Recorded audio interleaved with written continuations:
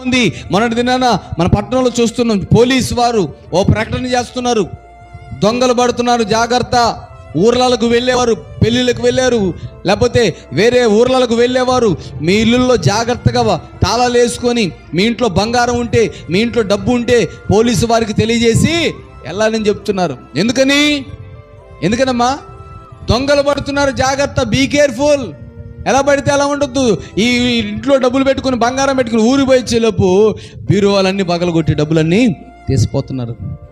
ఇప్పుడు దేవుడు కూడా అంటున్నాడు, ఆయన నీకు తోడుగా ఉంటే ఎందుకు పోలీసు వారు మాకు చెప్పమంటున్నారు, మాకు ఇన్ఫర్మేషన్ ఇవ్వమంటున్నారంటే, ఆ చేతులు కాలినాక ఆకులు పట్టుకునే కంటే నష్టం జరగముందే మీరు మాకు చెప్పగలిగితే మేము ప్రొటెక్షన్ ఇవ్వగలుగుతాం, మేము దాన్ని కాపాడగలుగుతాం. ఏమి చెప్పకుండా దొంగలంతా పడి దోచుకున్నాక పోలీసు వారు ఏం పట్టించుకోవట్లేదంటే అది న్యాయమేనా? అది ధర్మమేనా?